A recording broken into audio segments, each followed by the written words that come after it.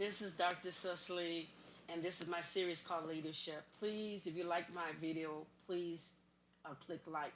I'm going to try to make it very short. If you look at my previous video, I talked about the Atlanta child murders and how our mayor down here, Keisha Lance-Bottoms, had reopened the case to find out with new DNA technology about the fiber. Now, what I'm going to talk about basically is about the not only to sum up what I discussed in my last video, that Wayne Williams was not charged with the all of the 29 killings. He was charged with two killings of young male African Americans, but they were older. They were older, and they said they connected the fiber. Now let me go on with the issue about the tan fiber that was found from on one boy from the tip of his head to the soles of his feet. Uh, they the persons, the black FBI agent said it was more than one killer. The mothers say that there was more than one killing. And after doing my research, because I didn't just want to use the YouTube, or I actually did and looked at literature that's been peer reviewed and also journals and in the main libraries that have been discussing, like American Psychological Association, that's been discussing and doing research on the Atlanta child murders. Now remember, the black FBI agent, the people in the community, the black African Americans, and also the mother said it was more than one killing. Now, me being a former law enforcement officer, no, I did not work Detroit streets. They didn't pay me enough, but I did work Wayne County Sheriff's Department, and I was also a sergeant. So I know the climate of this attitude of racist officers. Number one, I knew some people that probably had some hoods on, and then two, I also knew that the gang mentality. They feel like this. They feel like this. Forget. Uh, they feel that there are entity in the law within themselves, and that's why we have to change the general immunities. These officers have to be charged like regular people. They cannot continue to murder us. The federal Department of Justice knows this. They've done the study in the Baltimore report. They did the on the Baltimore police. They did the studies on Ferguson police. How much we got to know? We see it played out every day. But getting back to this now, the FBI agent in my last video I discussed, and it's in the documentary that was shown about a couple weeks ago. Now, Will Packard is the director, but in that they just was very very clean. They didn't tell all the dirt, but these kids were literally hung, stabbed, shot in the head, discarded all over. Let me tell you one thing about the counties too, because I want to make a point on this. Now, unlike some cities like Chicago, I don't know how Chicago is, but I know with Detroit, there is Wayne County, and Wayne County encompasses a lot of cities. Like Northville, Inkster, just go on Bloomfield Hills. Wayne County encompasses a slew of cities. Unlike Georgia, there are five counties that had these cases because there was bodies dropped on not just DeKalb and Fulton, but also Cobb County, and I got two more in here that I would discuss. But there were like five counties, and each police officer, each police force was doing their own investigation. But let me tell you, I'm not gonna even call this incompetence. This was just a lack of leadership on every level, from the top, from the first elected mayor of Atlanta down to the FBI, GBI, the officers, and those in leadership. It was just a lack of leadership on all levels. But also, I want to also talk about this because this really angered me because I got to thinking about how many times when we look how the white American status quo, and I'm talking about the newspapers, the medias, have always focused and looked at us as thugs and criminals. Now, remember, I mentioned about how there was a migration from the South to the North. And just think about it. When I start studying the history, a lot of times people were just being killed for walking and talking. And how many times, as we see today, with those two, Messiah and the other young lady, Messiah and his friend, the young lady from the historical black colleges, how they planted a gun on them and said they had a gun. So we've seen this repeated over and over again. But we see that the media and the science and everybody's been in support of demeaning us as human beings. Now this is really what made me angry, and I thought about it. Washington Post staff, and even when I looked at some of the documentaries of Channel 2, whoever this was, I forgot his name. I didn't even bother to write his name down. But he was talking about how these were, how were street hustlers. These were street smarts. These were kids just trying to make some money. These were poor kids. They were from the south side of Atlanta. I think it's the south side, west side. But anyway, they were kids just trying to make some money. But they called them street hustlers. They labeled them. Even one newspaper said this. Newspaper said these are ghetto children. The Washington Post said this. Staff writer wrote, they're streetwise. They're ghetto. Okay? In other words, they're insignificant. And then they also did a test. I wonder, why would you do a test to see? It's like, here they go again, blaming the black person for being black, blaming the black person for being in America. You don't want us to breathe, but we didn't even come over here. How crazy is that? How you gonna have us go back to a country that we never knew? Okay? But anyway, I always said that pride and racism is an insane spirit. One newscaster even said that they had did something about, they did a test. Now I'm saying this. Did you ever think about why are you doing a test? Talking about they had officers or something, or had some people act as, I guess they staged it, and they said of all the and they offered $10. They said all the kids got in the car. Now wait a minute, we're talking about children, human beings. So basically, they was putting the blame back on the children.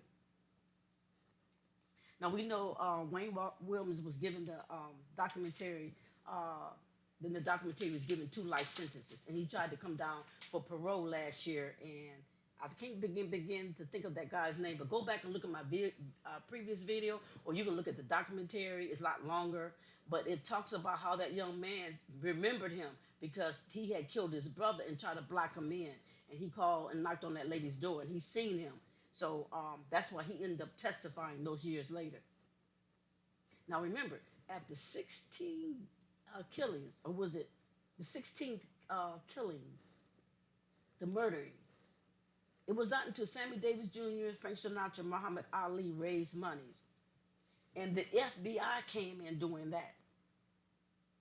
Now, when we said in Detroit, we said this is the Ku Klux Klan. These are officers. No, I would talk about the tan fiber. I talk about the violet fiber, the dog hair, and the green fiber. Now, remember, I was telling you that young man, his name was Isaac Roberts, and he testified how he was trying to get him and block him in, and how his 2 friends got away, or his 2 cousins got away, and he tried to block him in and actually followed him. And he said he seen him 5 feet away. It happened that Willie Mae opened the door. But let me talk about let's get back to the FBI.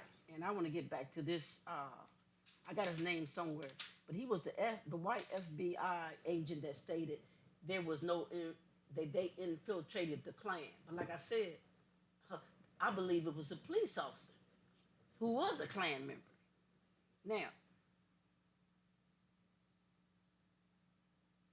Now he still states, the former FBI agent, the white one that was in charge, he said he still thinks today that there was no reason to stop Wayne Williams on the bridge. But like I said in my previous video, I believe, see, I didn't talk about all the theories because I don't want to get on the theories, because some of these kids had organs missing. See, that's when they didn't tell you. On one of the documentary, the mother, get on YouTube, the mother said that her sons, near the penis was gone, and they had 2 hypodermic needles on the side, and she had major organs missing. Go on YouTube and look what the mother said.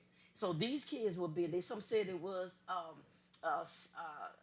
some kind of demonic ritual. A lot of people said it was Ku Klux Klan. But the thing is, it was funny when they did that sting trap, where somebody said, okay, we know they're dumping the water, bodies into the water to get away from the DNA evidence, right? But why would the FBI agent stop him, Wayne Williams, to this on the second bridge. And then why wouldn't the and then if you notice on go to the documentary by Will Packard, you would note the reopening of the Atlanta child murders. You would see he said he didn't see no reason today or then to stop him. Now, if I'm correct, I thought it was about the evidence, and I thought they had things like called like okay, Wayne Williams had some gloves in the front. Well, of course, the stop. Look, I'm not no forensic expert, but I look at enough ID. I worked enough in the law enforcement to know gloves is to stop showing your fingerprints. It's to hide your fingerprints. He had tape. Well, we know tape is to bound and to restrict. And then he had a rope in the back. Remember, Angie, what was her called? She called Angel. Remember, Angel was tied to a tree. All right? So he didn't feel no need. See, I wouldn't got on television. I would have got on television. I'm sorry. And then when they say when our body hit the now this is another thing. I remember when I worked with the sheriff's department or either the water patrol, whatever they do. Maybe Homeland Security does it now, but they actually did we had sheriffs. I had sheriffs fellow officers that would dive. They would dive for bodies. Now, if the body you heard the splash, why didn't you arrest him and take him in and talk to him? Why didn't you take? And then this is what the former FBI agent said. Oh, I thought the other officers got him. But wait a minute, but aren't you? See, but they didn't care. These are black children. It was no concern at all for human life at all. So when the body flat, when they heard the body splash, why didn't they go and look for the body? They could have did a dive team right then. Why you found the body 2 days later, and and it never mentioned that they went and tried to look for the body. But let me move on. Never meant. In fact, they said there were some bodies caught up near the dam. You could have went near the dam and found out.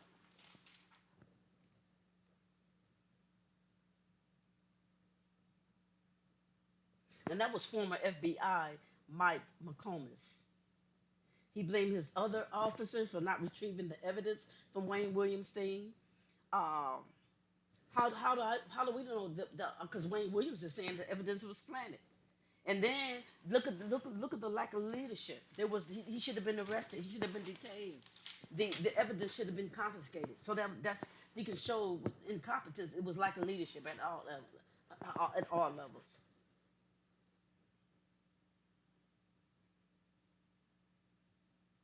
Now the black mothers kept saying they don't know who. First of all, it was really sad to look that they didn't care nothing about these black kids, as they don't care nothing about us today. We see how that was still going on today. It was just more hidden, and back then, but now we have technology to show what's actually going on. Now, Catherine Leach Bell, she was the son of Curtis Walker, um, that was killed, and she said he was so brutalized she couldn't even see his face. And she said she was watching them pull his son out of the water, and the neighbor called or cousin called and said that might be your son. Sure enough, it was her son. Then it was Sheila Baltazar, Patrick Baltazar. His body was just dumped on the building outside the city. In fact, a truck driver, David Sabas, he found another body. This is another body of a little girl with the pigtails. And he said the dogs had ate the bones. Okay. And then there was Latanya Williams. So actually, out of all the boys, there were two girls that was killed. I think Angela and then Latanya Williams. And she was sleeping in her bed. And so it just did not gel with everything else. Because remember, Angela was snatched off the street. I think she was the 7-year-old. Angel, I'm sorry. She's the one that snatched off the street. She was the one that told her mom, she told her brother. Her brother said, Mom, something's wrong with Angel. And she said, what? Well, when she asked Angel, what's the matter? She said, Mom, something's going to happen bad and nothing you can do about it. In fact, she named her Angel because she was the hospital people said when she was born at birth, no, all the babies cried but her.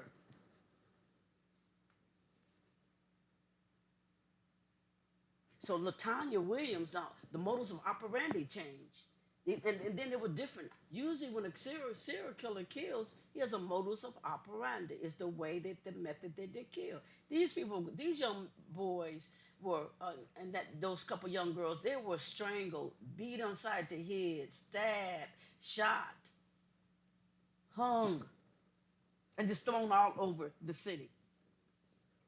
And I got this information about. I looked at this newspaper. It called the Atlanta. What was the Atlanta Constitution? I'm sorry. It was dated March 12th, 1981. They said 10 different child killers possible. Now, why all of a sudden? How is sudden that they just gonna wash that case away and then Wayne Williams never be charged? Well, we can see today, but they still murdering our unarmed black men, right?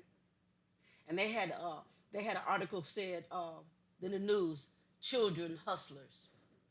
What?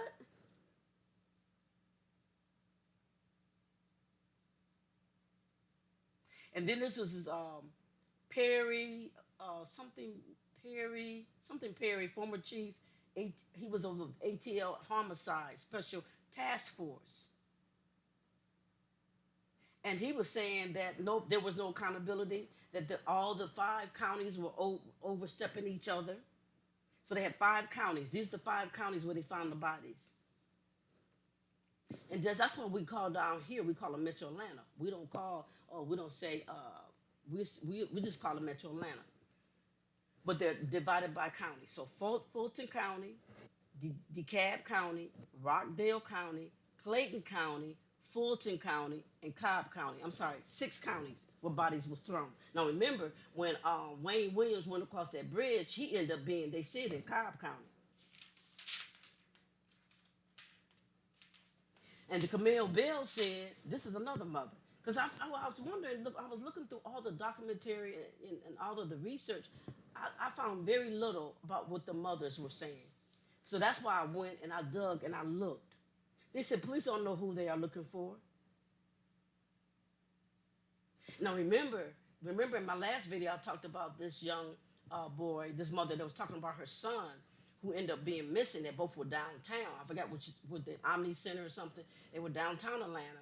And then one of them, they were being followed by a white man. See, they thought it was a pedophile too. So there was different series of suspects and different series of mode of operandi. But those two, they had these little call boxes, right? So the police little call boxes. So the young boy went in there to call, and then they thought the police was coming. And so one of them got tired and left, and that one ended up being dead. And this is another thing I noted.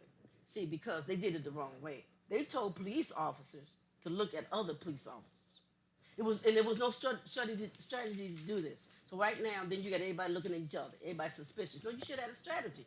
No, you should have took an outside agency, you chief of police, you FBI agents, and you could have got another agency. FBI could have done it, the GBI could have done it, and you could have infiltrated the Atlanta Police Department, Atlanta homicide.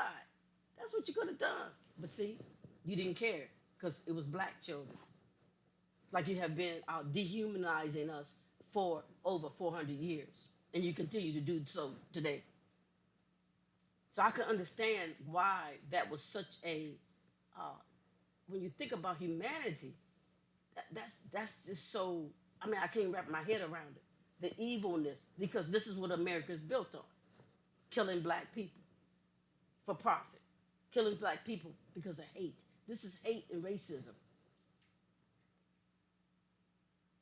Now they initially had 5 key suspects. And they said some of it was family related. But the officers didn't believe that they were connected. Well, wait a minute, who said for you to believe?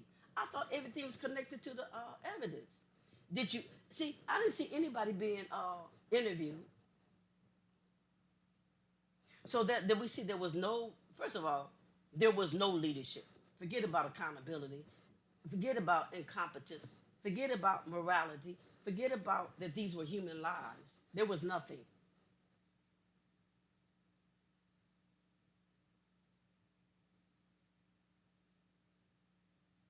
So here we go. Back to FBI Mike McComas. They said they found a Penthouse magazine between the 2 boys. But what they did, and then they sent it to, they were showing how they had sent it and flew it over to the plane, and they sent it to to be, analyzed, and found out the fingerprints, and it was connected to somebody who was a truck. He worked for Coca Cola. That's what it was. On February 2nd, 1981, he worked for Coca. Did a polygraph, and then they said they didn't find anything. But I said that wasn't enough for me. You find him, and then of course there was some substance on there. We know what that was because the guy did admit to masturbating. So so they said the magazine just happened to be between the two boys. But I don't know if the guy was ever interrogated or if they was being followed. If you're if listen, if you're black today and a magazine ends up between two white boys, they will have your butt locked up. Okay. Thank you. Because if you did nothing or not. So why was he to let go? So that's one suspect gone. And I don't know his name. Somebody had reopened the case in 1987. He was a young investigator at the time with the ATL homicide. Lewis Graham was his name. But some kind of way he ended up getting, I don't know if he retired or he resigned on another incident, probably depression. And then I looked at this journal, dated May 1st, 1992. It said, new questions in ATL murders. Did prosecutors withhold evidence of the Klan's involvement in the children's death? And this is by Mark Corden, American Bar Association, 1990. Now, Billy Joe Wiltaker, described by police, he's supposed to be a reliable informant, okay? For 18 years, that Klan members, Charles Sanders, admitted on tape to involvement of the slayings. And for some reason, Sanders has said that he had killed the boy because something about had to do with, I think his name was Geeter, and he had killed him because he had hit his car. He said, "Yeah, I killed the little B." He said, "Yeah, we're killing." And this is what, now this is a foreman. Now you know you don't trust no foreman, all right? And I feel like this: why didn't you send your regular officer in there to talk to the guy? Why you could have had him deal with Sting and befriend him at his job, or befriend him at his workplace, or befriend him at the church, anything. I mean, that's what you do now. The last time I checked. So, so this was the statement about the foreman, what he said about the alleged about Whittaker. No, Whittaker is, I'm sorry, he's the informant about Charles Sanders. That was another suspect in the murders. He said, "We are killing niggers, about 20 of them, and we are going to start killing young black women next." I said, first of all, that sounds odd to me, because first of all, why are you going to put a number on it? You just said we're going to start killing niggas, or we already started killing niggas, or whatever. But, and we're going to start killing young black women, but no, they were children that were being killed. That's why it sounds strange to me. But anyway, they said Whittaker passed the polygraph. But of course, the guy was never charged. He was never charged with Geeter's homicide. And I don't even know if he was interviewed or what. But an internal police member called Sanders the main suspect to the slayings. And then a member of the Sanders family allegedly had recorded a wiretap saying, him saying, "Let's go kill another black nigga." Right. But see, we don't hear none of that. We don't know because I didn't hear that in the documentary. So maybe they just did I think they tried to do an impartial documentary with Atlanta, Keisha Lance-Bottoms and Will Packard. I think they try to do it so impartial not to really force blame. But you could clearly see, you take today's setting, and you could clearly see that they cared nothing about these black kids. Now, let's get to the fibers. I'm almost done. The dog hairs. Remember, they said the dog hairs of Wayne Williams was found on some of the bodies. But guess what? A police report by a University of Georgia veterinarian, because Wayne Williams had a German Shepherd. He stated after he did the forensic science that these were hairs from a Siberian husky or either a Alaskan Malamute, I guess, Malamute. But see, and Sanders owned a Siberian husky. Williams owned a German Shepherd.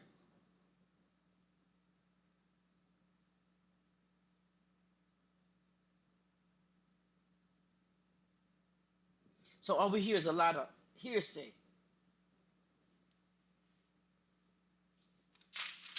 And then a co-worker was supposed to say, he heard him say, Sanders say that he was going to be killing niggas. But they said, actually, it wasn't Bobby Tolan that said it. No, Michael Burt, oh no, I'm sorry. This is what it was. Bobby Tolan, a co-worker of Wayne Williams, stated he and his fellow ambulance worker, which was Michael Burthard, overheard Williams say how many niggas he hated black people and how many niggas he was gonna eliminate. Okay? However, Michael Bernhardt dismissed the claim and said it was actually Bobby Tolan who stated he hated niggas and was gonna kill them. So it's just interesting that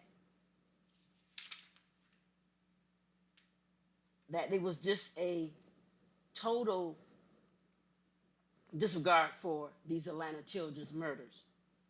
And I also looked at another book. It was a guy called Edward. I forgot his name. Edward Wayne Edwards. Edward Wayne. But he was supposed to have been a police officer. But he was supposed to be connected with the Zodiac killer. I just dismissed that because when I looked at it, I didn't see any concrete information. But I want to get back to this. I believe it was a Ku Klux Klan that was a police officer. Okay.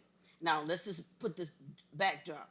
In 1980, a boiler explosion killed 4 African Americans. That's why I didn't understand. I hear that in the documentary because remember you didn't hear all this stuff about, even though they said they infiltrated the Ku Klux Klan, they really didn't say what this happened in 1980 when there was a boiler explosion in a daycare where 4 African Americans children got killed, I believe, and then a white person.